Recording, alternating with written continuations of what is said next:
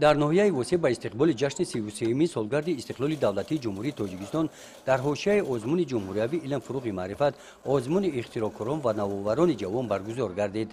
در این چهاربینی که با اقدام بخش کار با جوانان و ورزش دایر کرده شد، از دهات‌های ناحیه نورسان جوانان نوآور با ایجاد ذهنی دستگاه‌هایی که با آن نوآوری درآوردند اشتراک ورزیدند.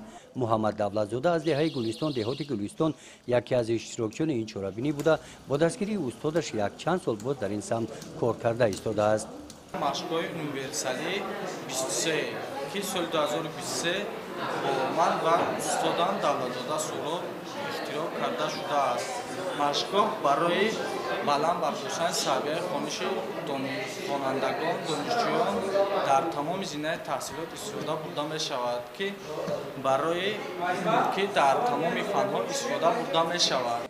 با هنر و مهارت ذهنی اشتراکچیان کمیسیای صلاحیتناک از نمایندگان بخش کار با جوانان و ورزش، شعبه معارف ناحیه، مرکز دریافت و رشد استعدادها بهاگذاری نمودند. رفت آزمون و بهاگذاری به نتیجه کار اشتراکچیان نشان داد که اشتراکچیان چهاربینی به فن‌های دقیق توجه کلان دارند و در کارهای ایجادی خود از دانش و ملکه‌های از خود نموده‌شان استفاده نمودند. در این آزمون در قطار نوآوران مدینه عمر از دهه شابیکه در این نمایش مسئول کارهای نوآوری خود را در سمت دیزاینری و رسامی به معرض تماشا گذاشت.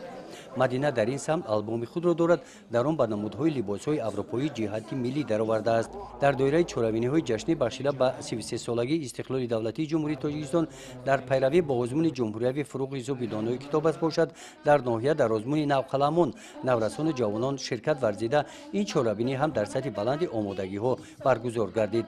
در آن اشتراکچیان چهاربینی نزد حکمان دایر به ایجاد نظم و نثر از ایجادیات خود مهارت و صنعت سخنوری خود را سنجیدند. غالبان آزمون‌ها روز جشن 33 سالگرد استقلال دولتی جمهوری تاجیکستان با مکافات‌های قیمتناک قدردانی کرده می‌شوند.